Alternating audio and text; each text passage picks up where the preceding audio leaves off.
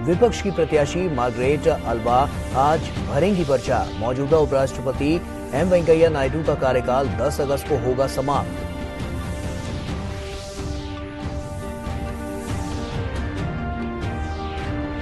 संसद के मॉनसून सत्र के दूसरे दिन की कार्रवाई शुरू।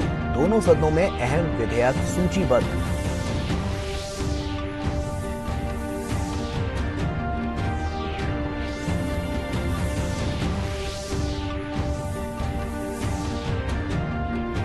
श्रीलंका संकट पर केंद्र सरकार ने बुलाई नई दिल्ली में सर्वदलीय बैठक। केंद्रीय वित्त मंत्री निर्मला सीतारमण और विदेश मंत्री एस जयशंकर मौजूदा स्थिति से कराएंगे अवगत। वहीं श्रीलंका कल होने वाले राष्ट्रपति चुनाव से पहले आज होगा नामांकन।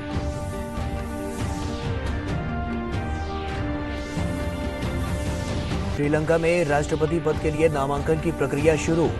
दुल्लास अलहप रुमा, रानिल विक्रमसिंघे और अनुराग कुमारा दिसानायके ने भरा पर्चा। इस बीच विपक्ष के नेता साजिद प्रेमदासा राष्ट्रपति पद की दौड़ से हटे। पूर्व मंत्री दुल्लास अलहप रुमा को समर्थन देने का फैसला। ब्रिटेन के अगले प्रधानमंत्री की दौड़ में ऋषि सुनक सबसे आगे। मैदान में मौजूद 4 प्रतिद्वंदियों के बीच आज अगले दौर का होगा मतदान।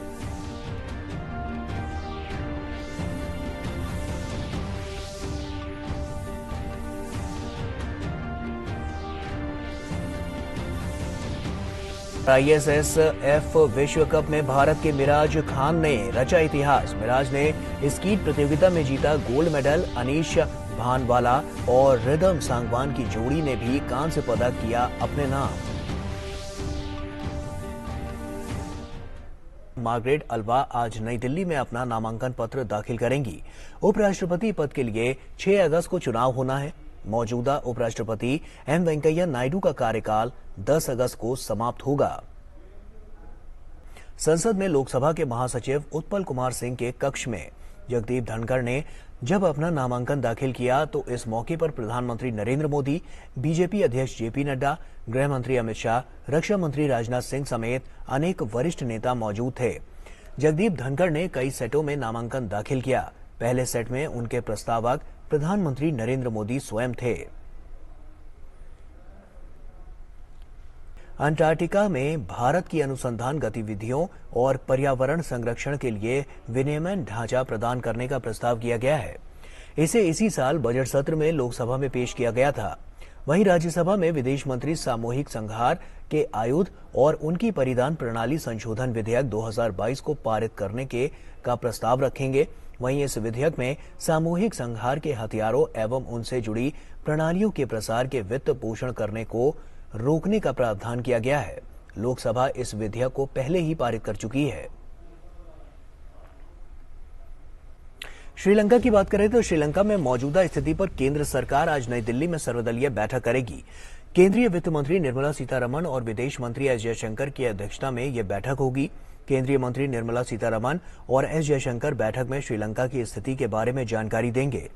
गौरतलब है कि श्रीलंका पिछले 7 दशकों में सबसे गंभीर आर्थिक संकट का सामना कर रहा है, जहां विदेशी मुद्रा की कमी के कारण भोजन, ईंधन और दवाओं सहित आवश्यक वस्तुओं के आयात में बाधा आ रही है। सरकार के खिलाफ उग्र प्रदर्शनों के बाद आर्थिक संकट ने देश में राजनीतिक संकट को और गहरा कर दिया है। और महाराष्ट्र के मुख्यमंत्री एकनाथ शिंदे दिल्ली पहुंच गए हैं। वो आज गृह मंत्री अमित शाह और जेपी नड्डा से मुलाकात कर सकते हैं। इसके अलावा महाराष्ट्र के उप मुख्यमंत्री आज देवेंद्र फडणवीस भी दिल्ली पहुंच सकते हैं। शिवसेना के शिंदे गुट और उद्धव गुट को उनकी लड़ाई अब लोकसभा अध्यक्ष तक पहुंच गई है। ऐसे में शिंदे गुट द्वारा अपनी कार्यकारिणी के ऐलान के बाद उद्धव गुट की तरफ से लोकसभा अध्यक्ष को पत्र भेजकर बताया गया है कि शिवसेना के सदन के मौजूदा नेता विनायक राउत ने अनुरोध किया है कि वो पार्टी के सदन के नेता हैं और शिवसेना के किसी अन्य सांसद के अनुरोध पर ध्यान न दिया जाए। खबर है कि शिंदे गुट के सांसदों ने लोकसभा अध्यक्ष से मिलने का समय मांगा है। और हमीरपुर जिले में यमुना नदी का जलस्तर बढ़ते ही जिला प्रशासन ने बाढ़ से निपटने की तैयारियां शुरू कर दी हैं। पिछले वर्ष यमुना और बेतवा दोनों नदियों ने जमकर कहर बरपाया था, जिसमें मुख्यालय की निचली बस्तियों सहित सैकड़ों गांव पानी में डूब गए थे। बाढ़ की गंभीर स्थिति से बचने के लिए मौदहा बांध द्वारा नदियों के किनारे किनारे पीचेन का निर्माण भी कराया जा रहा है, जिससे नदियों के किनारे बसे गांवों को कटानों से रोका जा सके और बाढ़ बचाव की तैयारियों के साथ साथ बाढ़ से बचाव के उपकरण भी तैयार कर लिए गए हैं। असम की बात करें तो असम में पूर्वी जिलों समेत कुछ स्थानों में रविवार शाम से मध्यम से भारी बारिश दर्ज की गई है। हालांकि बाढ़ की स्थिति में और सुधार हुआ, क्योंकि बाढ़ प्रभावित आबादी की संख्या सोमवार को घटकर 58,000 हो गई। वहीं विश्वनाथ, कछार, डिब्रूगढ़, दीमा, हसाओ, मोरीगांव और तामुलपुर अभी भी बाढ़ से प्रभावित है। साथ ही 382 हेक्टेयर कृषि भूमि भी पानी में डूबी हुई है।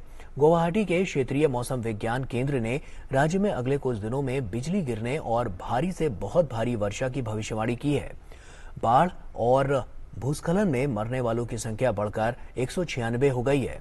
पिछले 24 घंटों में विश्वनाथ, बोंगाईगांव और मोरीगांव जिलों में कटाव के कारण नुकसान की सूचना मिली है, जबकि हैलाकांडी जिले में भूस्खलन की सूचना मिली है। अब तक 23 राहत शिविरों में 3,000 से अधिक लोग शरण ले रहे हैं। प्रशासन प्रभावित लोगों को राहत सहायता प्रदान करने के लिए काम कर रहा है।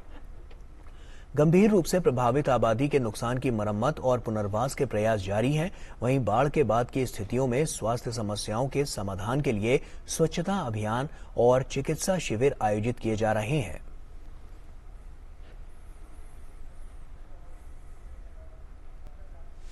अरुणाचल प्रदेश की बात करें तो वहां पर एक बड़ा हादसा हुआ है। कुरुंग कुमे जिले में हुए हादसे में 18 मजदूर लापता हैं, जबकि एक की मौत हो गई है। ये मजदूर एक हफ्ते से लापता है। आशंका जताई जा रही है कि इन मजदूरों की कुमी नदी में डूबने से मौत हो गई है।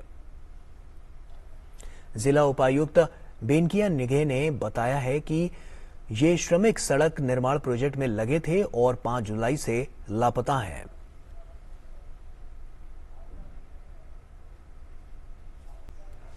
आगे बढ़ते हैं। देश में राष्ट्रपति चुनाव के लिए कल हुई वोटिंग की मतगणना 21 जुलाई को होगी। एनडीए प्रत्याशी द्रौपदी मुर्मू और विपक्ष के उम्मीदवार यशवंत सिन्हा के बीच मुकाबला है। 25 जुलाई 2022 को नए राष्ट्रपति का शपथ ग्रहण समारोह होगा। देश की महामहिम के चुनाव में 4,000 से ज्यादा माननीयों ने अपने मताधिकार का इस्तेमाल किया। संसद में कुल 730 वोट डाले गए, जिसमें से 721 सांसद और 9 एमएलए ने वोट डाला। और आपको बता दें कि राज्यसभा की कार्रवाई 2 बजे तक स्थगित कर दी गई है। ऐसे में जिस तरह से पहले भी इस बात को लेकर कल भी जो हमने देखा वो आज हमें फिर से देखने को मिला है। ऐसे में राज्यसभा की जो कार्रवाई है वो बाधित हुई है कर रहा है और बार बार सरकार की तरफ से, सत्ता पक्ष की तरफ से ये समझाने की कोशिश की जा रही है कि वो तमाम मुद्दों पर चर्चा करने को तैयार हैं, तमाम जो सवाल है उनके जवाब देने को तैयार है, लेकिन उसके बाद भी जो विपक्ष है वो लगातार हंगामा कर रहा है। आपने देखा होगा कि राज्यसभा में किस तरह से हंगामा शुरू हुआ जैसे ही राज्यसभा की कार्रवाई शुरू हुई, और अब लोकसभा में भी जो विपक्ष है वो लगातार हंगामा कर रहा है, जबकि जो लोकसभा अध्यक्ष हैं वो बार बार उनको समझा रहे हैं कि ये नियम कानूनों के खिलाफ है।